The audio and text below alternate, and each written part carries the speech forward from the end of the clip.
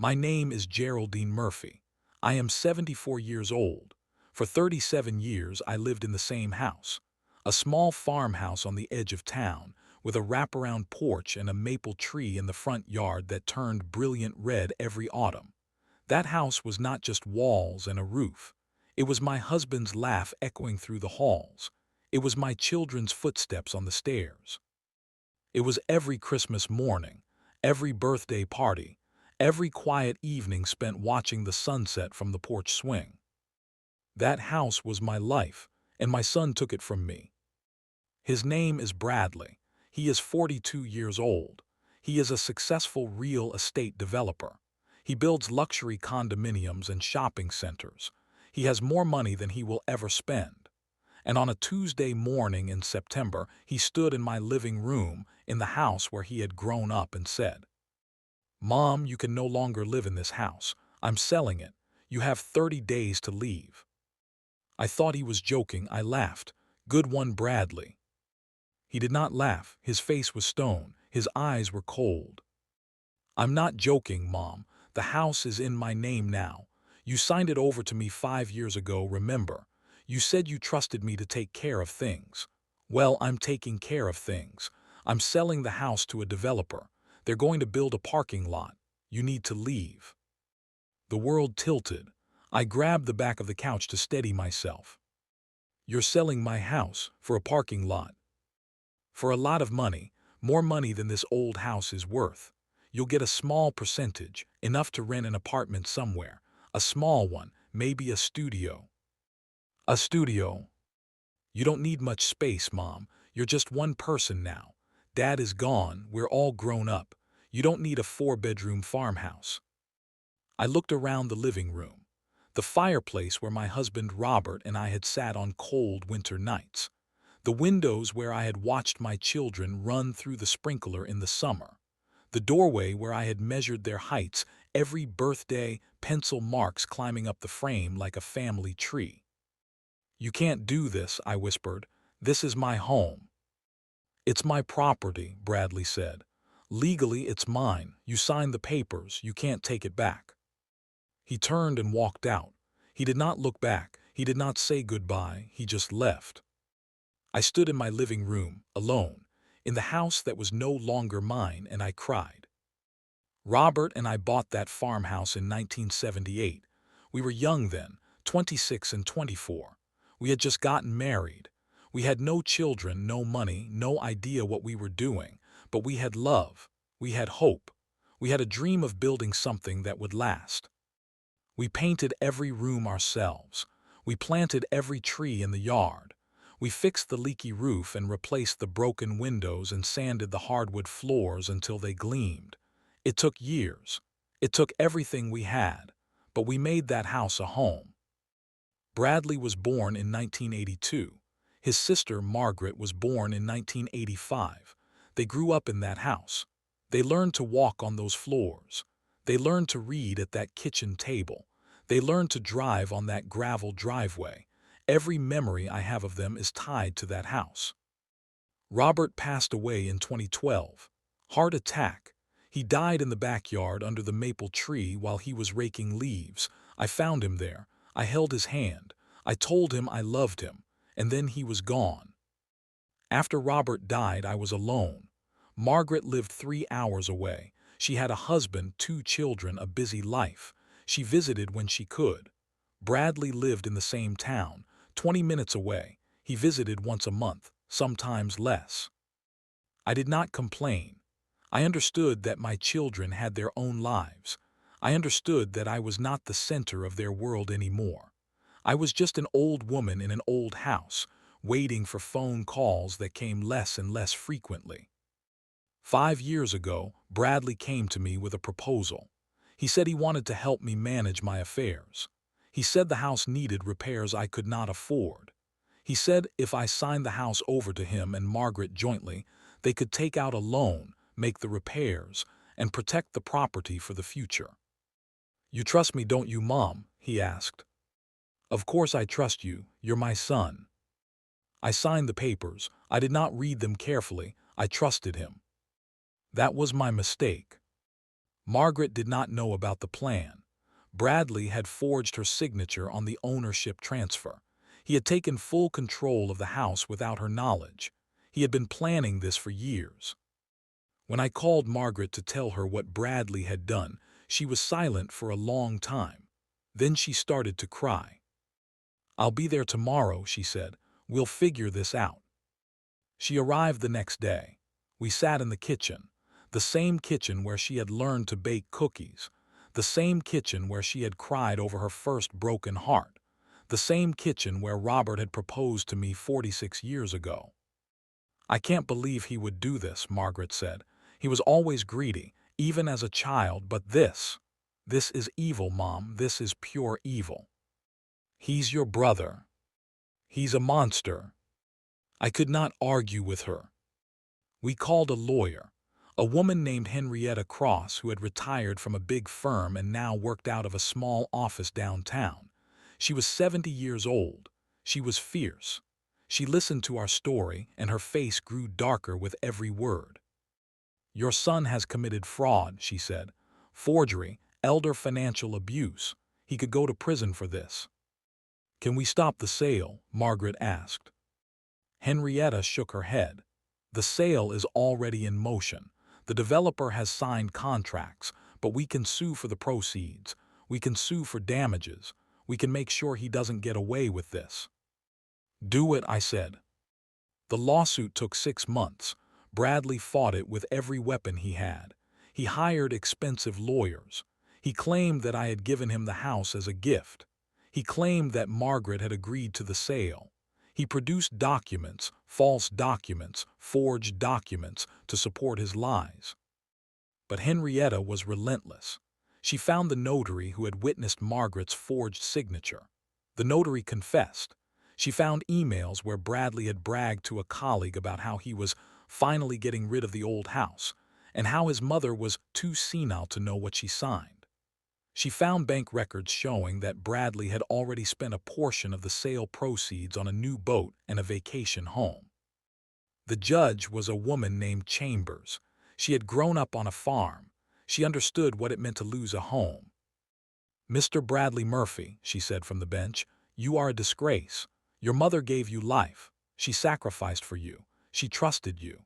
And you repaid that trust by stealing her home. I am ordering you to pay the full proceeds of the sale to your mother, plus damages, plus legal fees. I am also referring your case for criminal prosecution. You may be going to prison." Bradley's face was white. His lawyers were silent. He looked at me. For the first time in years, he looked at me like I was his mother. "Mom," he said. "Mom, I'm sorry, I didn't mean." "Don't," I said. "Don't you dare." The bailiff led him away. The money was returned, $420,000. It sat in my bank account, a number on a screen, meaningless and cold. But the house was gone. The developer had already demolished it. They had torn down the wraparound porch. They had ripped out the maple tree. They had leveled everything and paved it over for a parking lot. I drove past the lot one time, just once. It was bare and gray and ugly. There was nothing left of my home, nothing left of Robert's laugh, nothing left of my children's footsteps, nothing left of the 46 years I had spent building a life. I sat in my car and cried. Then I drove away. Margaret wanted me to move in with her. She and her husband, Paul, had a large house. They had room. They wanted me there, but I could not. I could not leave the memories behind. I could not start over in someone else's home, no matter how much I loved them. So I did something else. I bought a small trailer, a used one, old but sturdy. I parked it on a piece of land that Margaret owned, a few acres in the countryside. I had a garden.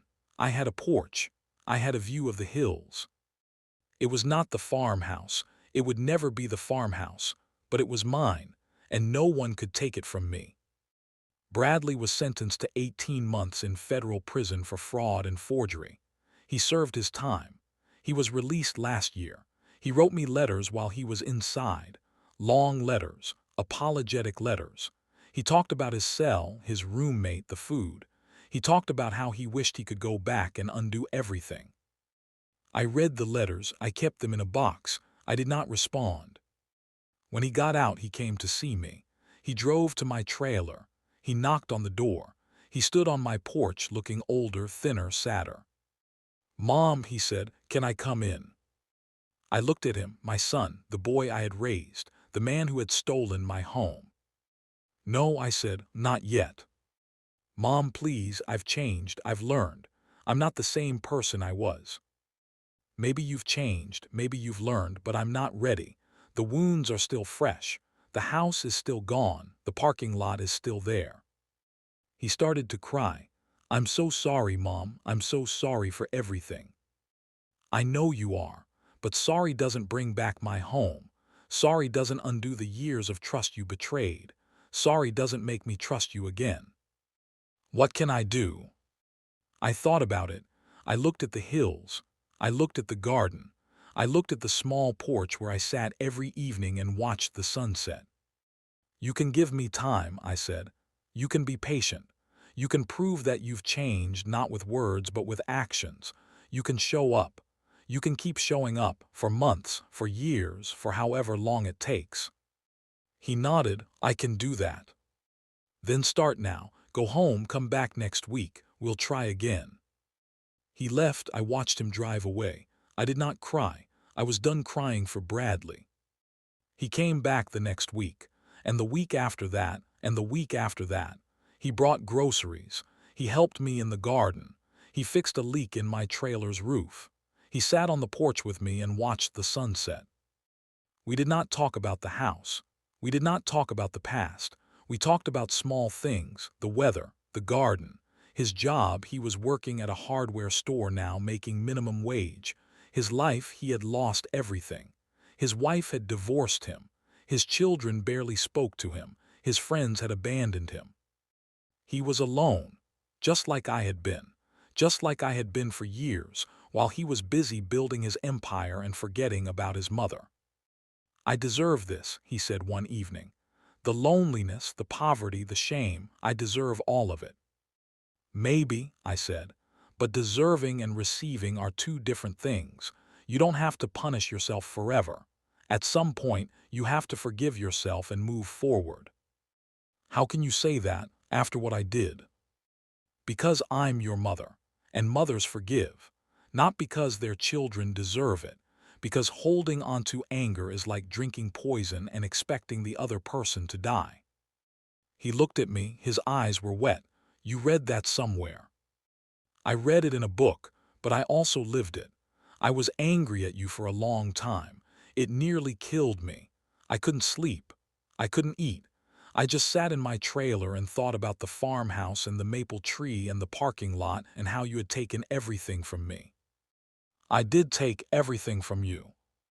"No, you took my house. You did not take my memories. You did not take my love for you. You did not take my ability to start over. Those things are mine. They have always been mine. You cannot take them."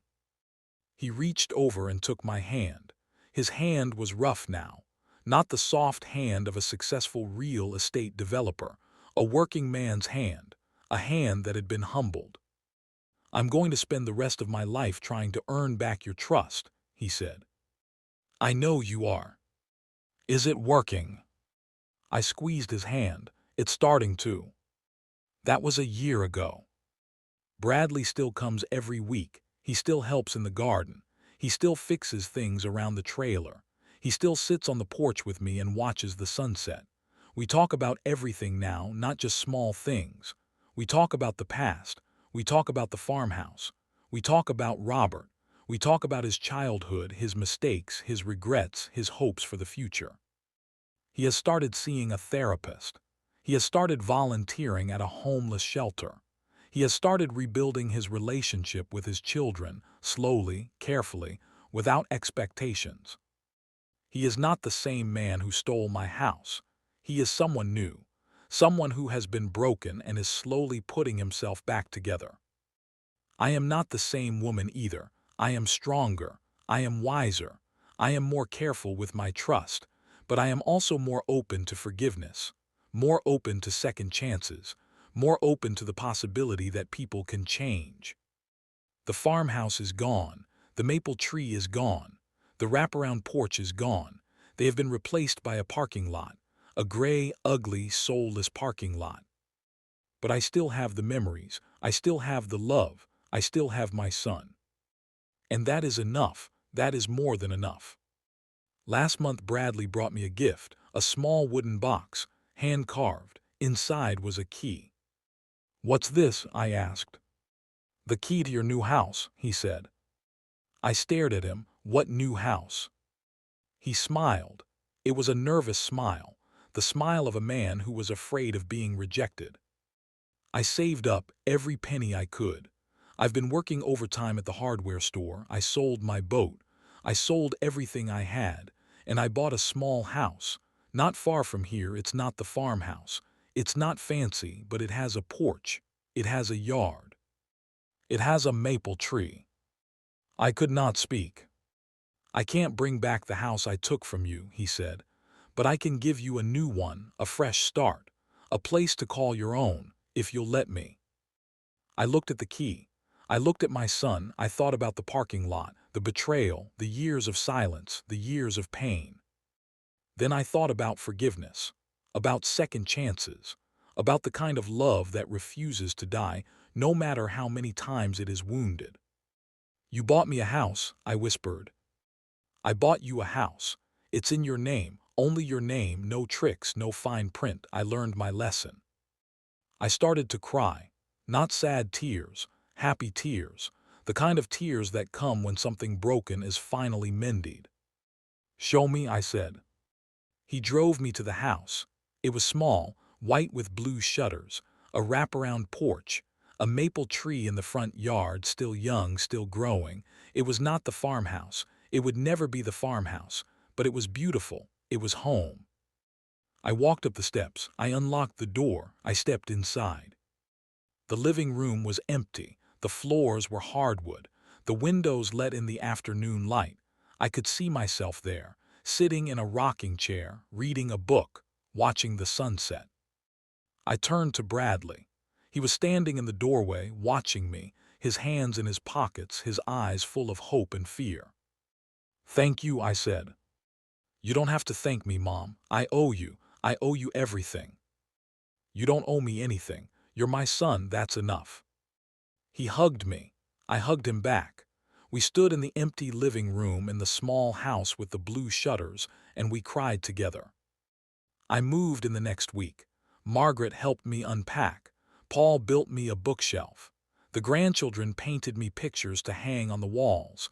The neighbors brought me casseroles and cookies and introduced themselves. It was not the farmhouse, but it was home. Bradley comes over every Sunday now. We sit on the porch. We drink coffee.